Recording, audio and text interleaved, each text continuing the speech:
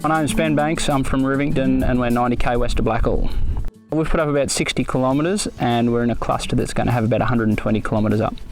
It was costing about $6,500 a kilometre on average and it came to about 400,000 in total. Our number one tip is do it before it's too late. If you're still in a position to be putting a fence up while you're marking 80 to 100% of lambs, do it now. Don't wait until you're marking 20% of lambs because it becomes a lot harder to justify and afford. My name's David Owens, I'm from Somerset, out at Longreach, 70k south of Longreach in the central west. Haven't put any up for the cluster, but we put 14 kilometres up with one neighbour who enclosed herself a couple of years ago. So we've got 9.5, 20k's to do in a 53 kilometre cluster. That's going to cost us around about $140,000 to $150,000 with the creek crossings and that. So we just did a bit of flood fencing here. It's just off the part of our cluster down at Somerset, Longreach. Just showing you what we decided to do.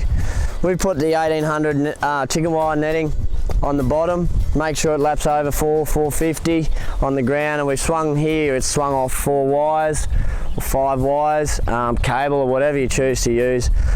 That, yeah, as I said, was swung, so when you get a normal flood, it can flick up, let all your debris through, pretty self-explanatory. But we've also put this 900, I think it's a 8 line, sorry, up as well, and we've swung it for the odd occasion where we get a really big flood, so that'll let debris through as well. It's tied every so often, but that will let go, obviously under the pressure of the water. And just behind us, you might be able to see, we've got a stub post for all our large posts, stayed back, and we've just decided that that's going to give us a bit more time in the fence and try and not beat nature but give ourselves the best chance. So that's what we've done for our nettings. Get around and see as many other fences as you can prior to starting.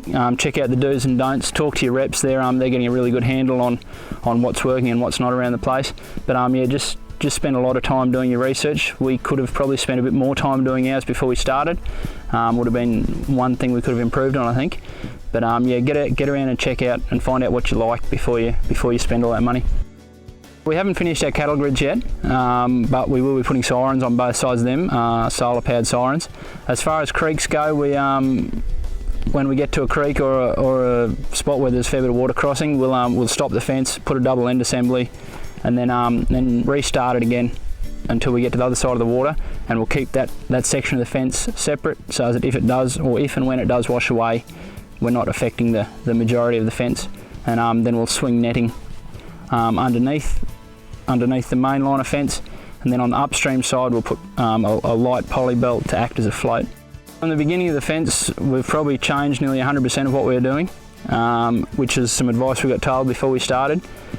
Just in installation techniques, most of the materials are the same. We've probably changed our posts a little bit, but yeah, installation, we started rolling the netting horizontally, and we've changed that to vertically, which was a huge step, and it rolled out a lot better, strained a lot better, and was a lot easier on manpower, and yeah, got a lot quicker towards the end.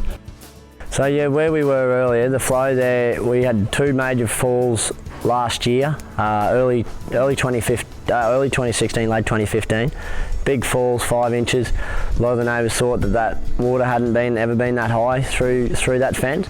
So that fence saw a good dousing, and it stood at least 2 floods.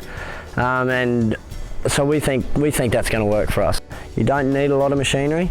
We haven't spent a lot in buying a slammer, and we're just going to get by with what we need to do.